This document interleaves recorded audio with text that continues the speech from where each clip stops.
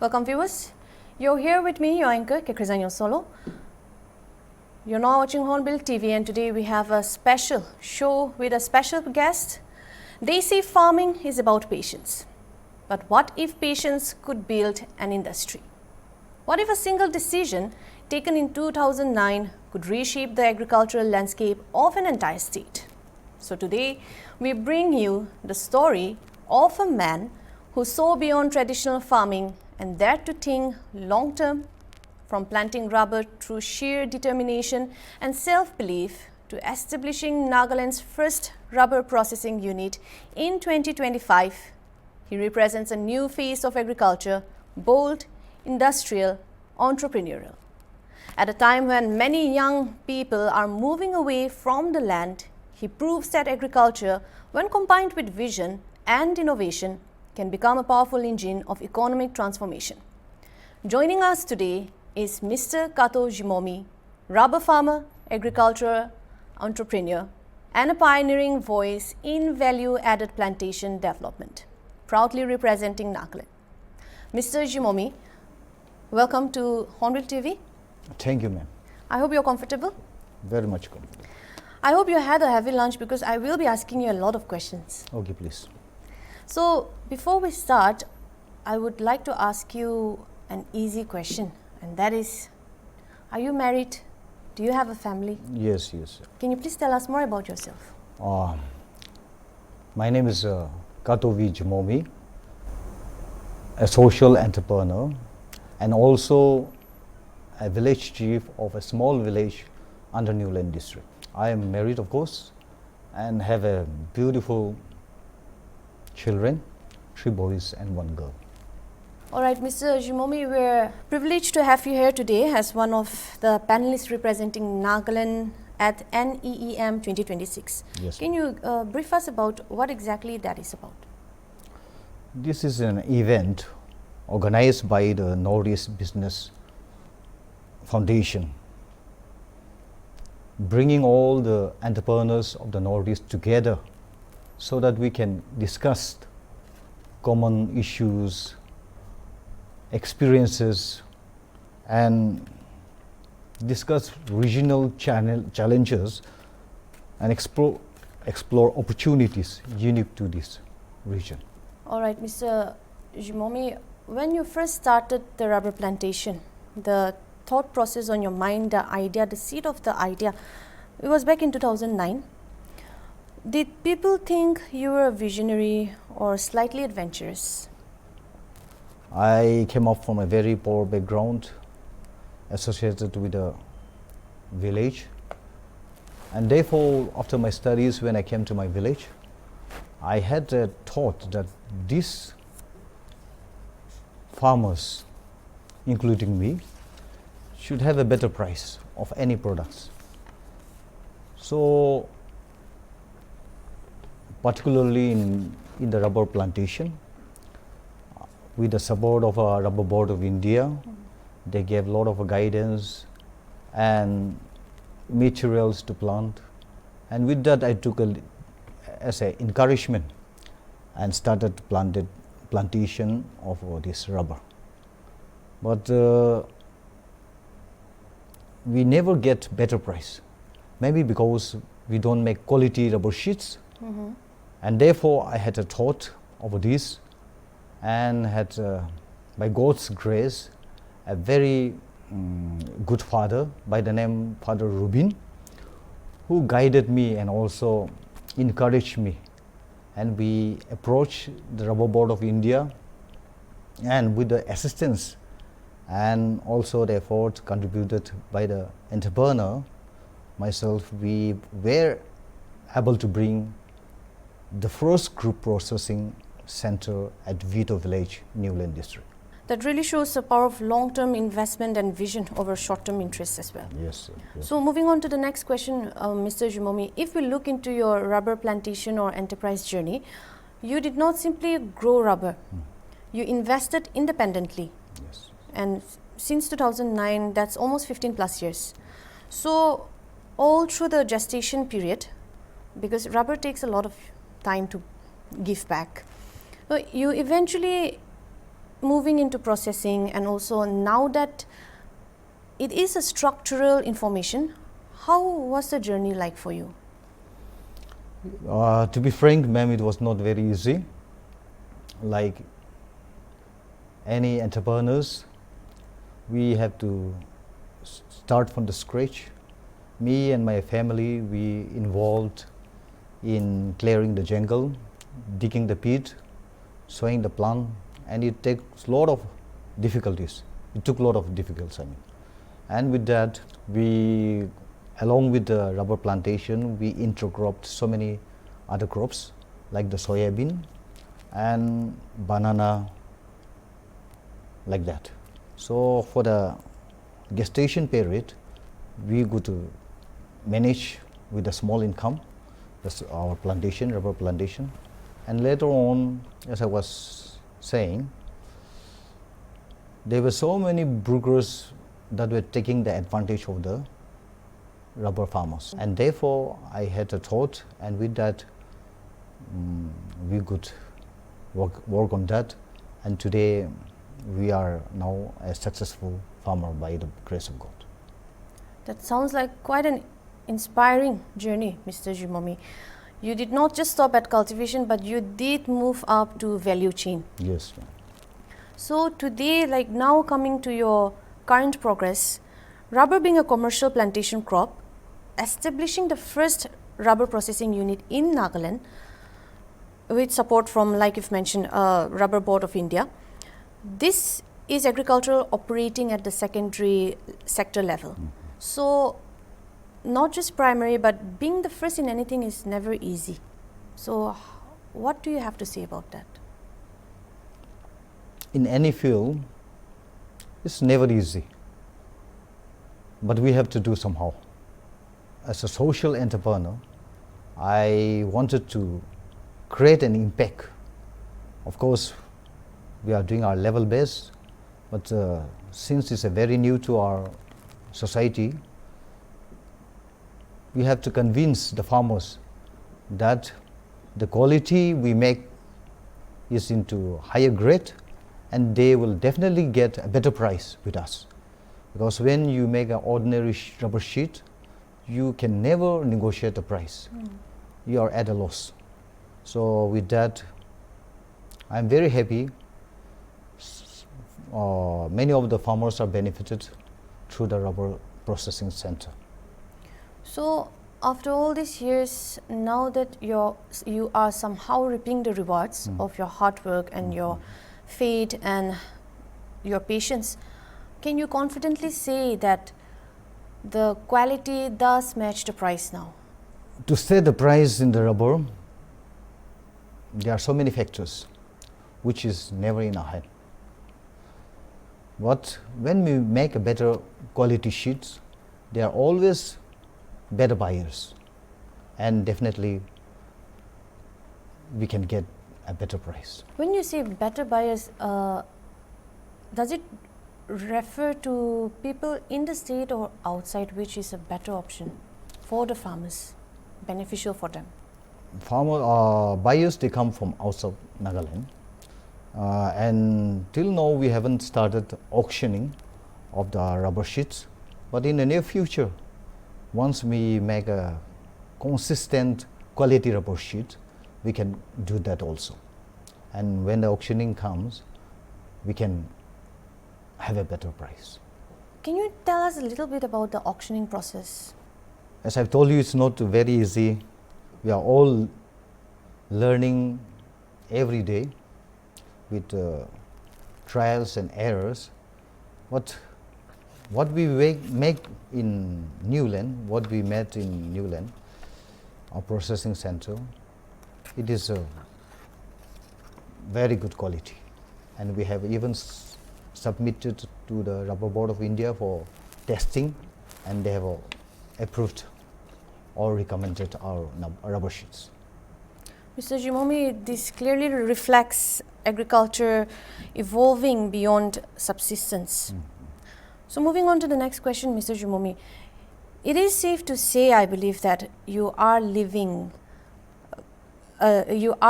case study of how agriculture today in a broader and industrial based, as in the transformation, like please enlighten us more on this and how you can see commercial long-term investment crop today in Nagaland compared to modern agricultural practices and agricultural industrialization at the grassroots level. See, ma'am, I don't have much expertise on other subjects, but regarding rubber, it has 25 to 30 years of harvesting. I mean, we can harvest for so many years, and there is a huge potentiality. There are so many industries related to rubber have already come up in many parts of the country, and we have seen the economic bloom of those states. And I'm very sure if we can harvest or harness the potential of this rubber, we could improve our economy. So talking, when you mention about rubber, like what exactly or what precisely made you understand the process of rubber plantation, or what gave you the idea or the belief that rubber in a state like Nagaland, like agroclimatic and economic environment, could sustain? And also what are the risk factors? In all the parts of Nagaland, it may not be suitable, but in many of the districts in Nagaland, it is highly recommended, and the soil and the weather condition is favorable for rubber plantation, and therefore the youths and the farmers should avail all the opportunity given by the Rubber Board of India and go for large scale plantation.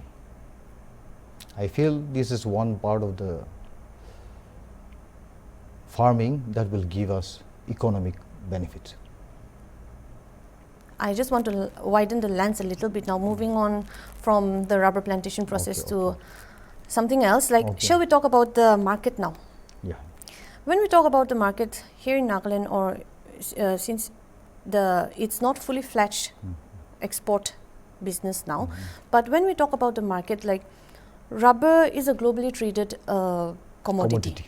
So the prices, and often I suppose it's volatile. So given Nagaland's geographical limitations, how would you say the transport costs, how economically resilient is rubber compared to others? With the coming of the internet, the society has become very small.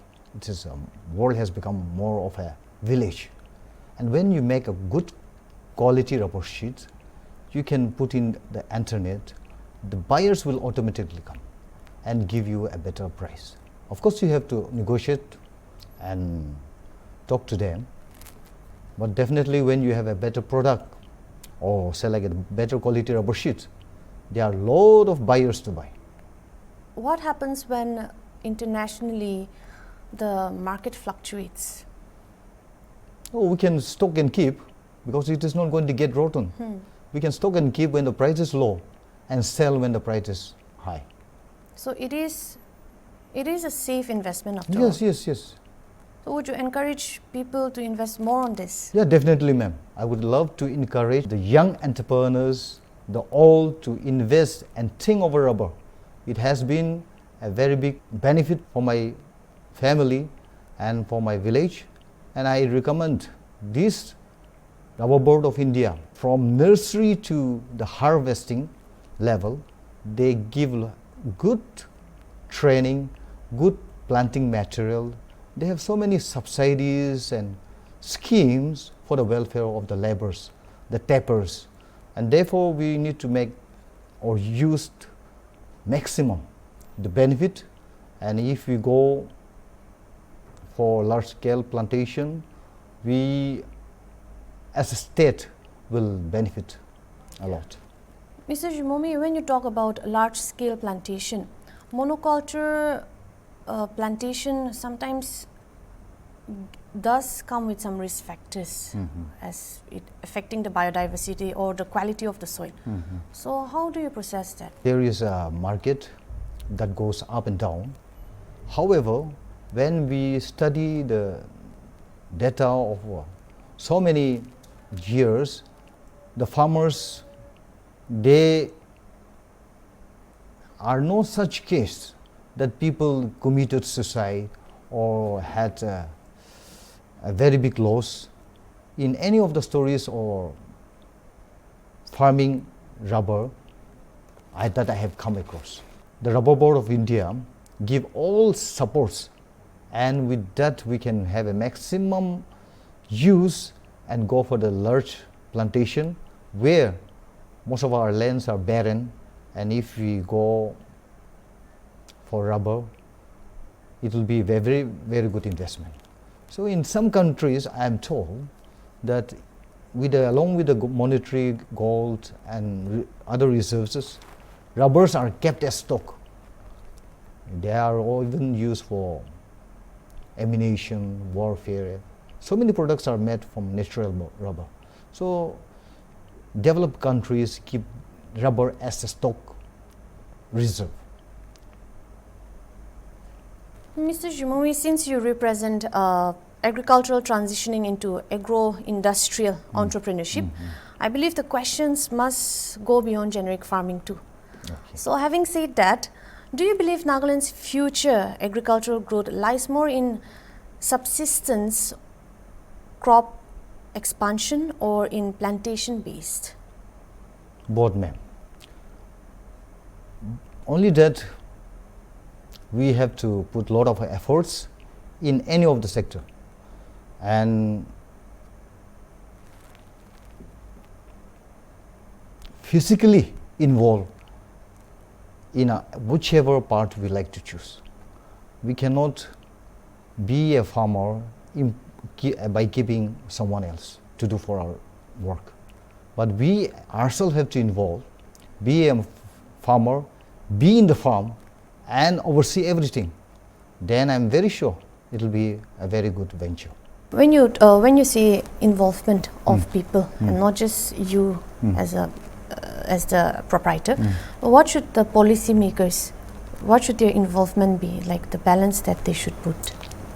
I think it's a high time we should not give privilege only to the connected or related. We should go for equal best society where everyone is given equal opportunity, and every Naga has a village. According to the feasibility of the soil, the weather condition, if you go to the villages and cultivate in our farms, in our land, it will bring a very big result. That's true, that's true. So when we look into your journey, you've transitioned a local processing unit to now you're moving on to a secondary sector. Yes. And very soon I believe we will be exporting. There will be revenue very soon. Maybe not now instantly, but years of effort that has been put into this. So how would you describe or say the importance of agro-processing in preventing capital flight from rural economies? It's not very easy, but when we go for group processing, we maintain quality, the standard. And when we make a quality materials, we can export to any part of the country. We can export to even European Union also, because once the quality is there and the standard and the norms, rules and regulation are the specification required by the European Union under Foreign Trade Act, we can even export to outside of the country. So I'm very sure in the near future, and when we make quality products of end products of the natural rubber, we are very sure in near future we can scale higher level. Thank you. I also want to ask you a policy depth question. Okay. So Nagaland being a deeply indigenous based state, for us, what institutional reforms in land policy, the credit access, and also infrastructure or marketing linkages. Are these still required to develop a competitive agro-industrial ecosystem? As a tribal Naga, we like to keep people telling us again and again that there is a scope or benefit in farming. But when we are eager enough, we have to do ourselves and see that our farming, in whichever field we take, we are concentrating more on the particular product or the crops we are interested. And likewise, if we make good use of the land, it will benefit the farmer as well as the people. So when we link agriculture with aspirational employment, if we look into our youths today, we do know that unemployment is at its peak. But also at the same time, many educated youth would not see agriculture as an attractive job. Okay. So for someone like you who has tasted the hurdles, the good, the bad, you've started from scratch, but today you are reaping what you sow and the reward is good. So for someone like you who has experienced it all, what message do you want to give to the youth? Even we haven't reached our own full potential, yet I would like to encourage the youth of Nagaland that no job is low, and even in the agricultural sectors there are so many scopes that we need to venture out. We have seen so many people, we read about so many people successfully coming up with their agricultural enterprises and entrepreneurship. So we have to come out of our cities and towns and go back to our fields, to our villages, and see our potential there. What changes, what impact that we can create in the small society we live. So I'm very sure the youths are very hardworking as a Naga, and they should really put that in their fields and come out successfully. All right, Mr. Zhimomi, so with your own entrepreneurial journey, do you think this would create job opportunities for the youth? Yeah, definitely. It will create more job opportunities in making good quality sheets. They will be trained for tapping. Now so many educated ones, they have joined me and start going for tapping. So one good positive trend I could see is most of the tappers I have with me in the farm, they are educated, highly educated, and they have come and joined with me as partners. So you do see more opportunity? Yes.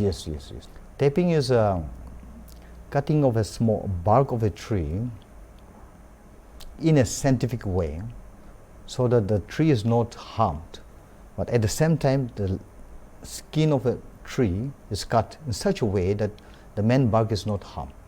And technical experts from Rubber Board of India, they are ever ready to give training to the youths or anyone who can or who wants to get the training and join the field. So this is something that doesn't just provide degree-based employment, but mainly skill-based. Yes, skill-based. Now, Mr. Zhimomi, I'd like to move on from just symbolic success, but focusing on the real impact. So do you think that agro-based industries like rubber processing, as you have your own, can realistically reduce youth migration and unemployment in Nagaland at a time like this? In one sector alone, at one go we may not have a change like that. But I'm very sure once all of us invest in agri-based industries, definitely in the near future we can have that change. Looking back at your journeys, which started from 2009, what would you say your most important contribution was throughout the process? Was it the mindset, or was it the ambition to be where you are today with this? Thank you very much, ma'am. I lost my daddy when I was in class 2, and along with my mother, we had to face so many hardships. And as a child, from my childhood, I knew that I have to do something not only for my village but for myself. And with that, I have strong willpower. And by the grace of God, we were able to come to this small level where we are doing something for our society in a very small way. So I thank God for giving me difficulties that I can overcome. And with that, of course, with the prayers and support of my mother, my wife, we could manage. Mr. Zhimomi, you're not just an entrepreneur, but you are also the head GB. So how do you manage all this, your schedule, your business, and also being the head GB? I'm very happy as a village headman. It is a blessing given to Siminaga, and I take this as a service to my people. And fortunately, I have a very good villagers. We have committees in the village, like the electricity committee, VDP members, PHED. Every committee is set up, and they practically tackle all the problems. And if there is only a problem, then only I go. So it's nothing very tough. I'm really enjoying. So you're happy? I'm very happy. Usually, something that I personally have experienced is when we talk about rubber plantation, people say, oh, you have a rubber bagan, and then you must be, very rich. That's all they see, the revenue out of it, or, the good that comes out of having a rubber plantation. But as we discussed, and as you've shared your journey and your experiences, it is actually quite a tough journey, especially when you don't just aim to have a rubber plantation, but when your aim is to promote it to a more industrial based plantation. So with all your experiences and all that you have faced throughout your journey, what do you want to see? Like, is there any mantra from your side? Is there any key takeaways that you would like to share? There is nothing like a shortcut.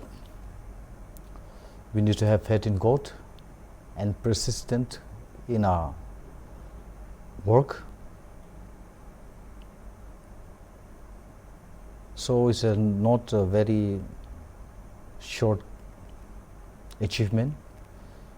We have to put years of hard labor and sweat, and I'm very happy. With this, we can bring more end product in the coming years, and these things is not very big achievement. Anyone could do if you have a dream. When we talk about dreams, I believe many people, many youth, be it an elderly person, regardless, many people do have the same dreams, but they may or may not have the resources. So do you think, from your point of view, someday people who have the same dream, have the same aim, might be able to be a part of this in any way? Yeah, definitely. If they have that zeal in them, to do something, I'm very sure at one go we may not be able to accomplish the dream. But we need to be with the dreamers that are doing impact. And we learn their system, the way of talking, the way of approaching, the way of farming or doing things. And I'm very sure if they learn those things, the basic things, the rest will come automatically. Because even if you don't have resources, capitals, land or whatever, I'm very sure once you learn the basic things, even the land could be obtained on rent, finance could be, not all the banks give, but the banks are eventually there for finance. So if your aims and objective is very clear to them, I think the institution will come and help you out. As you mentioned about this, there's one thing that comes to my mind, and it is a very common trend here in Nagaland. Someone starts a pawn shop, you'll see another person starting a pawn shop again. And then someone starts a petrol pump. I think right now that is the most common topic of conversation too. We see a lot of petrol pumps in almost every highway, like multiple. So for coming to rubber plantation, we do hear a lot of people who do invest on rubber plantation as well. Some keep it very private for their own use, or they don't scale it. But when we talk about rubber plantation, Mr. Zhimomi, someday do you see Nagas being Naga and having the mentality of, in Nagamese if we say, that mentality in business, in the field of business. Do you see the rubber business or the rubber industry also being oversaturated here in Nagaland? No, I don't think it will be like that, because rubber sector, our country is even importing from other countries due to the less protection of natural rubber sheets. So demand is very high, and there won't be a situation where they won't be able to buy a rubber, or there won't be a market in the rubber sector. It won't be like this. The trend that you are talking about is here in Nagaland. Like what you said, everybody business is nobody business. In rubber, there is a very good scope. Even if all of our state go for rubber plantation, it won't be sufficient, because we are a very small state. And talking about the Northeast, we have a high potentiality. Our land, our soil, our weather condition is very favorable, and therefore even if all of our people go for rubber plantation, it won't affect the price. I asked you a question before about people who have the same dream but not the resources. Coming back to that question, there's one more thing I'd like to add. As a seasoned entrepreneur, you in this field, are there any schemes or are there any help from the government side that people, like I've mentioned, who have the same ambition but not the resources, will be able to utilize or benefit from the government? You mean the Rubber Board of India? Yes. Okay. There are so many schemes available to the farmers from Rubber Board of India, from training to entrepreneur level, like the group processing centers or unit that are coming up in Nagaland very soon. And I'm told that 16, 17 group processing centers are coming up in Northeast India. Okay. So I'm very sure there won't be any stagnance of opportunity, but it will create more opportunity, more of employment, and these are technical issues. Only the skilled and trained would be used for this processing unit, and it will go in a scientific way, not out my cushy, not your cushy. It has certain ways of measuring the latex scientifically, And if we are trained in that, I'm very sure it will be giving a good quality rubber sheet. And when you give a good quality rubber sheet, you will definitely get a better price. So it has a very systematic process. Yeah, systematic. As you mentioned, good quality rubber sheet. Yes. Is there any simple hack where people can differentiate between a good quality Definitely. rubber sheet? Actually, when we go to the village side, we see people drying natural rubber sheets in the sun. But that is not supposed to do that way, scientifically. And when we talk of a group processing unit, there is a systematic way of drying. The furnace are made in such a way that it is not heated too much, discoloring. There are so many ultraviolet rays affecting the quality of the rubber when you dry it outside. But we are doing all in-house production of the quality sheets with the design and model approved by the rubber board in India, and with that we are able to produce good quality sheets and bargain a better price. How would you describe the rubber market here in the state? Is it growing? Has it started? Is it full-fledged now somehow, or is it still in the process? How would you describe it? There are so many entrepreneurs coming from mainland India to buy our natural rubber sheets. But since we are not able to make quality sheets in most of our homes in Nagaland, they are always given a less price, like the good lot price, bad lot price, which means our sheets are of very low quality. But when we come and make in a group processing unit where farmers come together, make good quality sheets, I'm telling you, there is a scope of having an auction in that unit. Buyers will come and demand a better price. So the demand is high. Demand is very high. So with you starting this and affiliated with the board as well, the rubber board, that is the apex body. That is the main apex body of rubber board in India. That is at Kottayam. Okay, so with you being affiliated with the main apex body or the board, as you've just described how the quality is low but the demand is high. So do you see this as an overturning point for Nagaland-based agricultural rubber plantation? Yes. It will change. It will give a big impact to the Naga society. Can you just give a gist of how long it might take? How many years are we still waiting for? A number of years I may not be able to tell you, but I'm very sure it will bring a big change. It all depends upon the youth, how they are trained, how they are brought up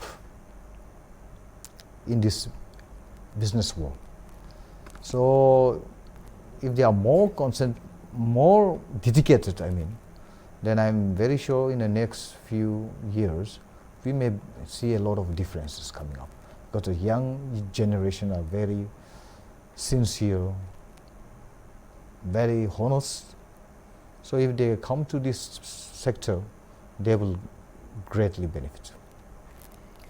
The reason I ask that is because it is you now starting this, but if we look into it, we had the resources long time back. We always had it. And Nagaland is rich in flora and fauna. So this should have been started maybe a generation long back or two before you as well. But it's starting now only.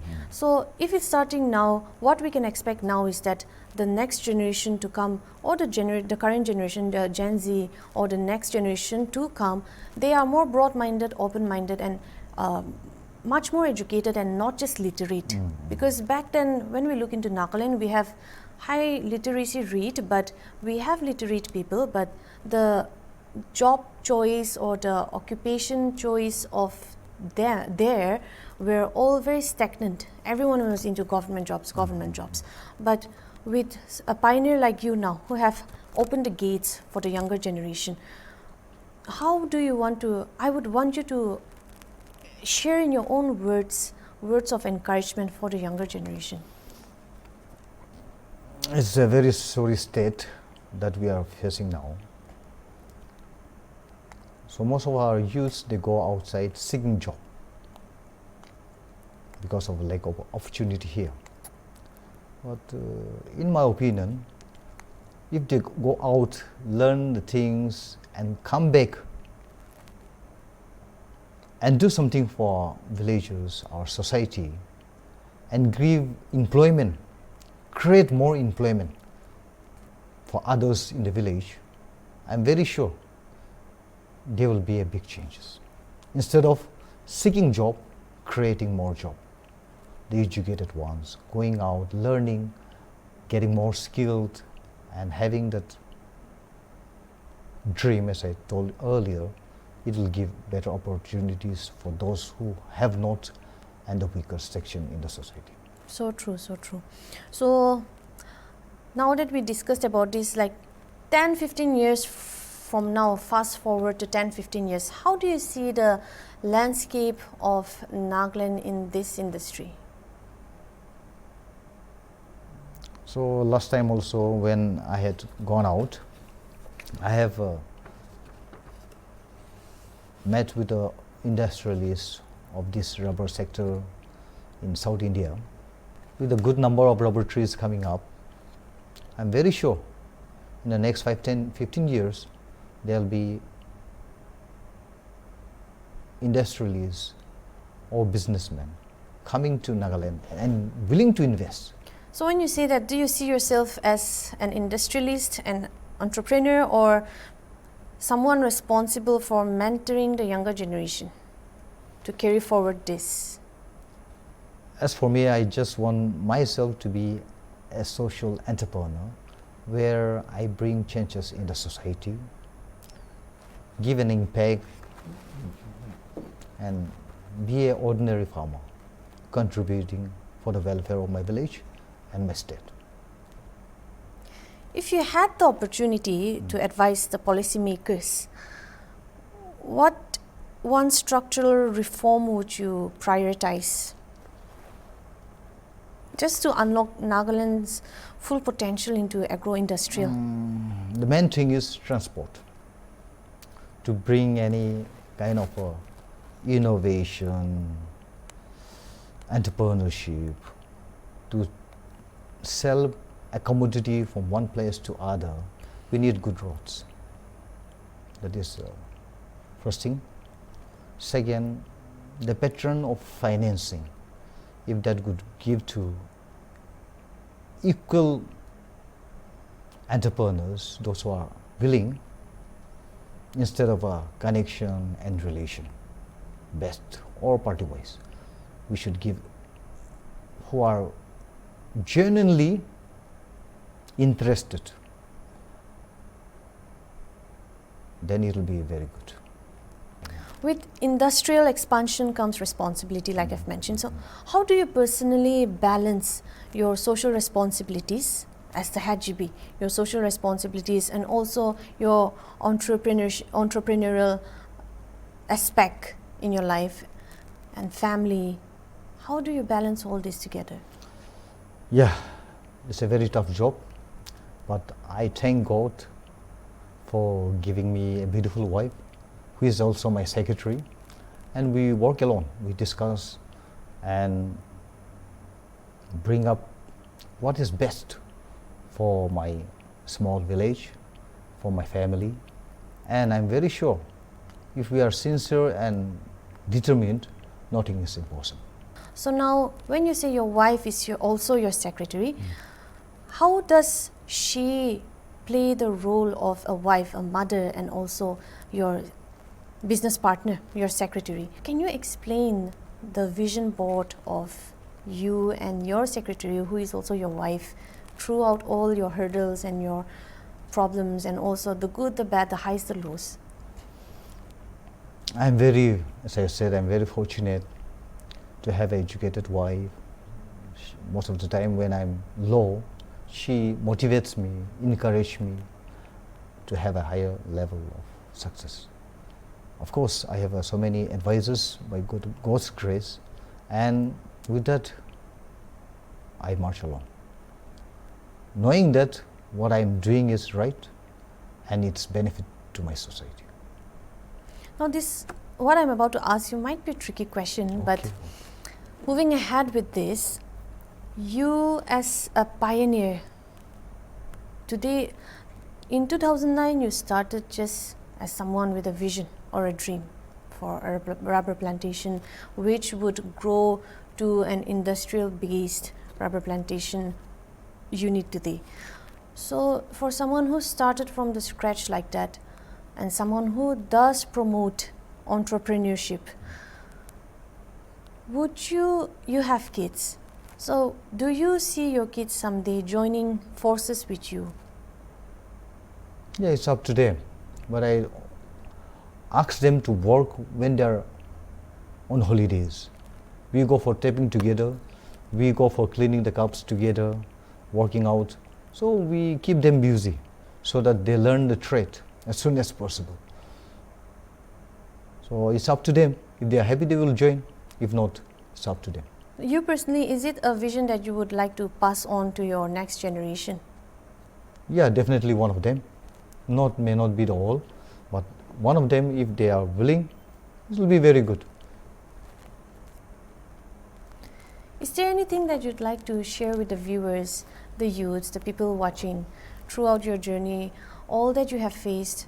Like we've mentioned and talked about it before, like nothing is easy. Today you're here talking about the rewards of your hard work, but I'm sure the journey as it began was never easy, and throughout it was more difficult. So is there something you would personally like to address the viewers? So thank you, Hornbill TV. I just wanted to leave a small message to the people of my state.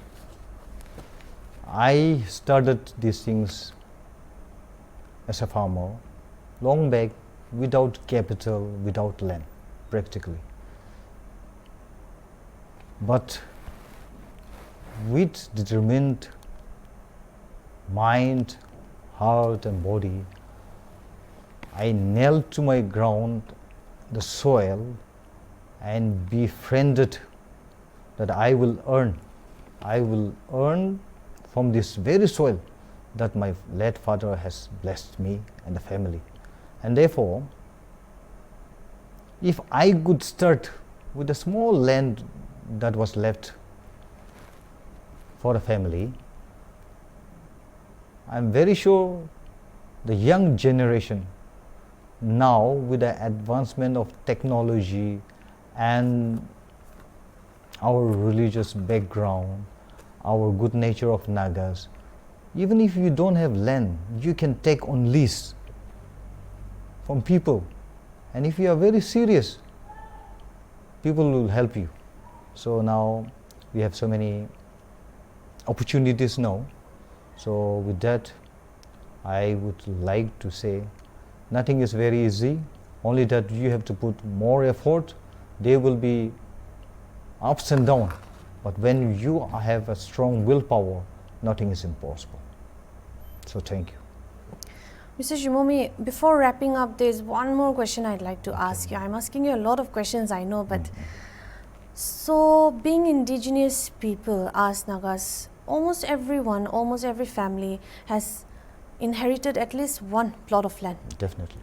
Maybe not in all the cases, but majority of us do have that privilege of owning our own land, what we call Nijar Lagamati. Oh, yeah. So for someone like us, for people like us Nagas, us indigenous people, we have assets, but many people do not know how to utilize that. Yes, yes. They just keep the soil barren. They just keep it, and they maybe think about investing somewhere else. But just like you've mentioned, it's very intriguing when you say you on how you utilized the plot of land, and you sow the seed, and today it is growing, and it will be bearing fruit very soon. There are many people who I also personally know that they have assets, but they don't have liquid. So for people like that, what kind of an advice would you like to give You just mentioned about leasing property or taking property on lease. So can you elaborate more on that? See, first of all, when we are going to do something new or unique, we need to learn how people are succeeding in life and what kind of business or entrepreneurship you are going to take, what type of business you are going to invest, and accordingly you associate with those institutions or people connected with that. And when you have enough capital, you can go and work people where they have a sufficient land, communicate with them, share your dreams. And I'm very sure when one door is closed, the other is always open. So like as what we discussed, every Naga has their plot or land in the village. So when it is lying idly, if you approach in a very proper way, I'm very sure people will come up and help you.